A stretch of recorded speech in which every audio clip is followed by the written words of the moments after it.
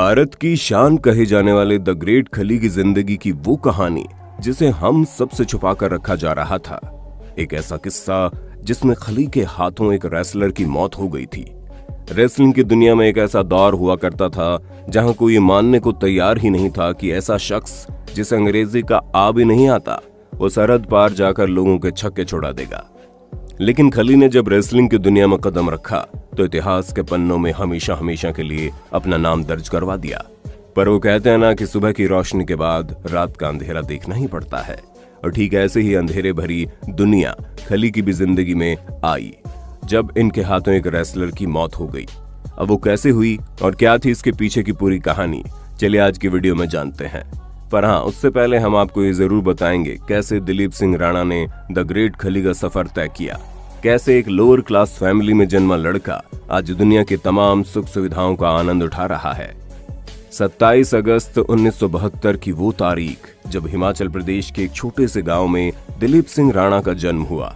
7 भाई बहनों के बीच में जन्मे दिलीप के परिवार वालों ने ये बिल्कुल भी नहीं सोचा था कि आगे चलकर इनका ये बेटा कैसे सूरज की तरह चमकने वाला बनेगा। और सोचते भी कैसे, आर्थिक रूप से इनका परिवार काफी कमजोर था। इनके पिता गांव के एक छोटे से किसान थे। एक बार जब बारिश की वजह से इनकी पूरी की पूरी फसल उजड़ गई तो इनकी हालत और भी ज्यादा कमजोर हो गई। अब इनके पिता के पास इतने पैसे भी नहीं थे कि वे अपने बच्चों को पढ़ा सके। अब सुनने में भले ही अजीब लगे, लेकिन जब ये 8 साल के थे तो इनके पास 2.5 रुपए तक नहीं थे कि उससे ये अपने स्कूल की फीस जमा करा सके। इसीलिए स्कूल के प्रिंसिपल ने इन्हें काफी खरी खोटी सुनाकर इन्हें स्कूल से निकाल दिया। अब सभी बच्चों के सामने इस तरह का अपमान सहने के बाद दिलीप ने भी यह फैसला कर लिया था कि वो कभी दोबारा उस स्कूल की शक्ल नहीं देखेगा। इस हादसे ने खली को अंदर से इतना ज्यादा तोड़ दिया कि उसके अंदर हिम्मत नहीं बची थी कि ये किसी भी स्कूल में जाकर वापस से पढ़ाई शुरू कर दे। इसलिए उन्होंने दोबारा स्कूल न जाने का प्रण ही ले लिया। जाहिर सी बात है, स्कूल से पैसों के लिए निकाले जाने के बाद इन्हें पैसे का असली महत्व समझ में आ गया था। इसलिए इन्होंने सोच लिया कि अब ये सिर्फ और सिर्फ पैसे कमाने पर फोकस करेंगे, जिसके चक्कर में इन्होंने बहुत सी छोटी छोटी जगहों पर काम किया। इसी दौरान खली को पता चला भारत सरकार द्वारा एक मुहिम चलाई जा रही है जिसमें वृक्षारोपण का काम किया जाएगा और हर मजदूर को दिन के 5 रुपए दिए जाएंगे। आप खुद ही सोचिए, जिस बच्चे को केवल 2.5 रुपए के लिए स्कूल से निकाल दिया गया हो, उसके लिए दिन का 5 रुपए किसी सपने से कम नहीं था। और फिर क्या था, 5 रुपए की दिहाड़ी पर उन्होंने काम करना शुरू किया।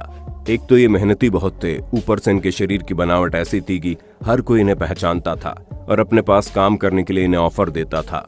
ऐसा करते करते वक्त बीतता गया और 1993 का वक्त आ गया। इस समय ये शिमला में एक सिक्योरिटी गार्ड का काम करते थे और उसी दौरान रात के समय एक पुलिस ऑफिसर की नजर इन पर पड़ी। जैसे ही उस पुलिस ऑफिसर ने ये देखा, वो खली के पास गए और इनसे कहा, तुम्हारी कद काठी इतनी अच्छी है, तुम पुलिस वाले क्यों नहीं बन जाते। एक पल के लिए तो खली को खुद समझ में नहीं आया कि शख्स क्या कह रहे हैं, क्योंकि खली ने ज्यादा पढ़ाई लिखाई नहीं की थी। पर फिर बाद में इन्हें समझाया गया कि इनकी कद काठी को देखते हुए इनका कम पढ़ा लिखा होना नजरअंदाज किया जा सकता है। और वो दौर भी ऐसा था कि लोग सरकारी नौकरियों के पीछे इतना ज्यादा नहीं भागते थे और ना ही इतना ज्यादा कंपटीशन था। एक बार पुलिस की नौकरी मिलने के बाद इनकी पैसों की दिक्कत तो दूर हो गई और ये बड़े अच्छे से अपने घर का पालन पोषण कर सकते थे। इसलिए नौकरी के साथ साथ इन्होंने बॉडी बिल्डिंग पर फोकस करना शुरू कर दिया। धीरे धीरे बॉडी बिल्डिंग में इतनी ज्यादा महारत हासिल कर चुके थे कि हर कोई इन्हें जानने लगा। तभी 1998 का वक्त आया। यही वो समय था जब टीवी पर WWF रेसलिंग की शुरुआत हुई। हालांकि बाद में इसका नाम बदलकर WWE रख दिया गया। खली ने जब इस रेसलिंग को पहली बार टीवी पर देखा तो ये उसे देखकर इतना ज्यादा प्रभावित हुए कि इन्हें भी रेसलिंग करने का चस्का चढ़ गया, जिसके बाद उन्होंने रेसलिंग की प्रैक्टिस करनी शुरू कर दी और टीवी में जैसे जैसे दांव पेच दिखाए जाते थे ये वैसे वैसे उन्हें करके अपने आप को ट्रेन करते थे। खली ने धीरे धीरे लोकल लेवल पर रेसलिंग करना शुरू कर दिया, जिस वजह से लोग इन्हें और ज्यादा जानने लगे। पर फिर इनकी जिंदगी में ऐसा मोड़ आया जिसकी कल्पना इन्होंने कभी नहीं की थी। APW यानी कि ऑल प्रो रेसलिंग ने खली को प्रस्ताव दिया कि आप अमेरिका आकर रेसलिंग की पूरी ट्रेनिंग लीजिए। ये चीज खली के लिए किसी सपने से कम नहीं थी। पर अब इनके सामने सबसे बड़ी दिक्कत ये थी कि वो अपनी सरकारी नौकरी को छोड़कर नहीं जाना चाहते थे, क्योंकि अगर एक बार नौकरी छूट जाती तो क्या पता रेसलिंग की दुनिया में इनका सिक्का न जमता और बाद में इन्हें वापस आना पड़ता तो ये पहले की तरह बेरोजगार हो जाते। इसी असमंजस में खली ने काफी दिन गुजार दिए, पर फिर इन्हें एहसास हुआ कि अगर ये खुद पर विश्वास रखेंगे तो अपनी जिंदगी में कुछ न कुछ तो कर ही लेंगे। इसलिए इन्होंने नौकरी छोड़कर अपने सपने को अपनाना जरूरी समझा। अब अमेरिका जाने के बाद धीरे धीरे खली को यह एहसास होने लगा कि यहाँ आकर इन्होंने शायद कोई गलती कर दी है, क्योंकि 7 फुट के खली को रहने के लिए केवल 6 फुट का कमरा दिया गया। इनकी दूसरी सबसे बड़ी दिक्कत ये थी कि इन्होंने अंग्रेजी बिल्कुल नहीं सीखी थी, इसलिए अपनी बात वहां के लोगों को ठीक तरह से समझा भी नहीं पाते थे। पर जैसे तैसे खली मैनेज करते रहे और रेसलिंग की ट्रेनिंग लेते रहे और आखिरकार वो वक्त आ गया जिसका खली को बेसब्री से इंतजार था।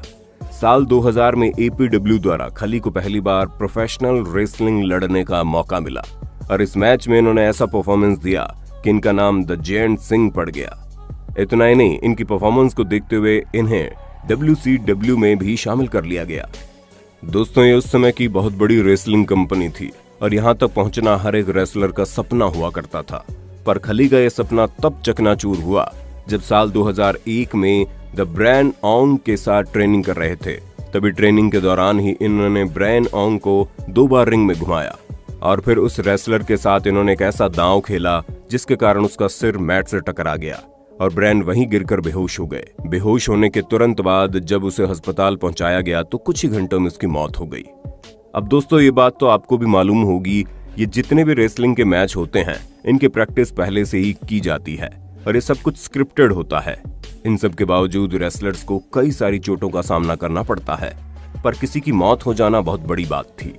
इस हादसे के बाद रेसलिंग की दुनिया में खली की बहुत बदनामी हुई और हर कोई इन्हें कातिल की नजरों से देखने लगा। बड़े बड़े रेसलर्स खली से दूर भागने लगे थे, कोई भी खली के साथ मैच नहीं खेलना चाहता था। ये समझ लीजिए, ये दौर खली की जिंदगी का सबसे मुश्किल दौर था, जहां एक पल के लिए तो खली को लगा कि उसका पूरा करियर खत्म हो गया और इन्हें वापस भारत जाना पड़ेगा। तभी एक दिन अचानक से इनकी किस्मत ने फिर पलटी मारी और इसी बीच खली को मैक्सिको और जापान में रेसलिंग करने का मौका मिलता है। पर सोने पर सुहागा तो तब होता है जब ब्रैन की मौत की जांच पूरी होती है और तब पता चलता है कि रेसलिंग करने के लिए बिल्कुल भी फिट नहीं थे और इसी वजह से हल्का सा प्रेशर पड़ने पर इनकी हालत नाजुक हो गई और ये मर गए, जिसके पीछे खली का कोई हाथ नहीं है। वो तो APW के प्रेशर की वजह से ब्रैन को मैच लड़ना पड़ा और इसी कारण ब्रैन के परिवार वालों ने APW के खिलाफ मुकदमा दर्ज करवा दिया और इस पूरे मामले में खली को क्लीन चिट दे दी गई।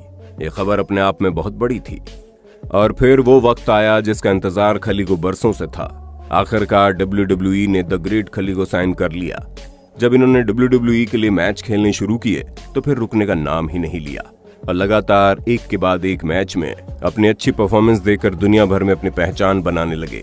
इसी का नतीजा है कि फिल्मों में शाहरुख खान, क्रिकेट में सचिन तेंदुलकर और रेसलिंग की दुनिया में द ग्रेट खली को पूरी दुनिया जानती है, फिर चाहे वो किसी भी कोने में क्यों ना हो। फिलहाल तो खली अपने जैसे और नौजवान रेसलर्स को रेसलिंग की दुनिया में लाने के लिए अपना खुद का एक रेसलिंग इंस्टीट्यूट चला रहे हैं। साथ ही साथ इन्होंने न सिर्फ बॉलीवुड बल्कि हॉलीवुड की फिल्मों में काम करके एक्टिंग की दुनिया में नाम कमाया है और अब ये चैन की जिंदगी जी रहे हैं। दोस्तों, आज के लिए बस इतना ही। उम्मीद है आपको हमारी ये वीडियो काफी पसंद आई होगी। अगर हाँ तो इसके बारे में आपका क्या कहना है हम कमेंट में जरूर जानना चाहेंगे और इसी तरह की शानदार वीडियोस को लगातार देखते रहने के लिए अपने होस्ट और दोस्त सैम के चैनल को लाइक, शेयर और सब्सक्राइब करना ना भूलें। धन्यवाद।